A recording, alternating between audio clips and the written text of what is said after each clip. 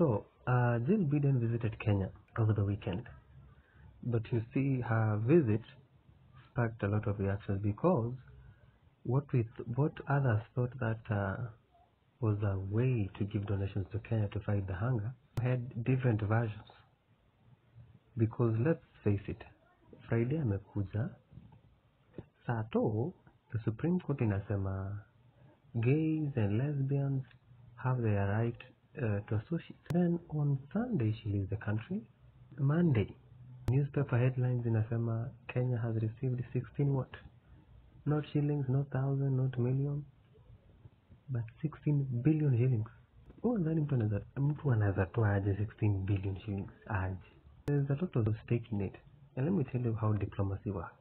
The government knew the president was coming. Okay? And they knew what they were going to talk about. Yes, I know we are going to talk about drought. Okay? And I'll give you the money after that. And let the media cover that part very well. Huh? Let the media play its part. Let the media show the public that I came, had a conversation with the First Lady. We went to those areas that are affected with drought. I made sure that I gave you funds to fight what? To fight against the drought. And this shows how it's a superpower. But now, the real agenda is them knowing what is going on. Okay? I'm using that as a cover-up. But what is going on is that you and me, we have a deal. Okay, I know I have NGOs, LGBT NGOs in the country. I want you to make sure that they have freedom to associate. And come to think of it, these NGOs like DVEX, I don't know, Do Good, Do It Well, do you know who funds them? Do you know who runs them? Where do they get these funds? Until now they have, I don't know, they even have gay news, they have jobs, recruitment, they also have events. That's why they have groups everywhere on those social medias. They also have paid memberships. God damn, look at all this. Huh? And recently, what was it, in 2017, there's a guy who opened up the first gay health clinic in Kenya. And who were the first people to add it? The US. Do you see the power of media? The way they are selling their agenda. Come in 2019, that was when the gay rights activists hoped a legal victory in Kenya, who are following up this. The New Yorker. And you have to tell us now that you're not part of that. Because just come to realize it. Tomorrow they'll come and tell you, oh, we had these claims that US was being involved, I don't know, speculations of gay and donations, but we want to ensure the public that that was a lie. They'll just come and blind you with this. Next time they come with another agenda, that they want blessing of same-sex marriage. And then, before you realize it, it becomes a law. But this does not happen. Go to Uganda. That right happened to Uganda last, what was it, Wednesday? February 10th.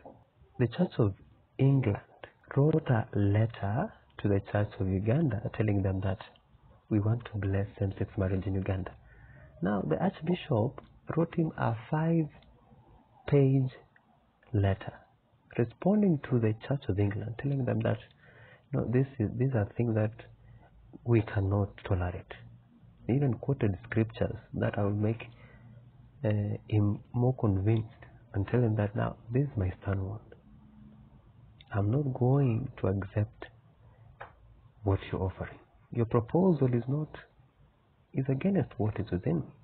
And since now the government of Kenya cannot protect its individuals, those who are straight, it's high time that security starts with you. So ukienda West, make sure umevaa kitu tight. Na kama una kitu tight, make sure we have new innovations. As you can see, that is an armored pant. Not unless you're a man of steel or something, or you're Iron Man, but nothing, not even a bacteria can enter this thing. Password, a very strong padlock. Easy swipe to unlock. This one you have to you open it like Pandora's box before you enter it. So this you have to wait just in case someone decides to greet you from the back, not from the front. Because my friend, Nini Italian you know, Westlands is a hub of gays and lesbians. We have clubs there, okay? And I now understand why the youth and children are falling into this gayism thing. Just because they're being lied into by cheap money. They're using a situation that you don't have money, but now if you offer me this and that, I can make your life good. You don't have to live a miserable life. Just give me this and I'll make your life good. And it makes me wonder, and it makes me believe why people fall so easily to temptations of, gay approaches. For example, let's say you're straight, okay? You're a guy, and another guy approaches you. I'm interested in you. I have this much money, I can give you this over the weekend, I can give you pocket money, and because of your situation, una job, you don't have any job, and then you decide that, oh, this won't hurt me, it's just a one-day thing and it's done. So you decide to go in without realizing the risk. And the last time this thing happened, it didn't end well. A true story, by the way. Now the hotels in Westland. So there was this Mzungu who came to the hotel, booked the hotel, and unfortunately he didn't have someone to spend the night with.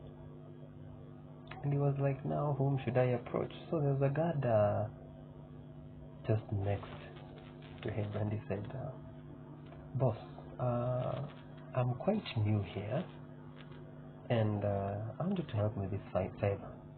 Do you know where I can find, gays? Do you know a place I can find them? Or maybe even if you can find them, I'll appreciate you. I can even give you something.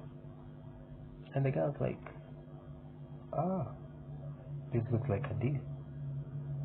And I was like, how much are you willing to give me for that, to trade if I give you what you want? He says, I'll give you 10,000. You get me a guy, and in addition, tell that guy that I'll give him 30,000 shillings.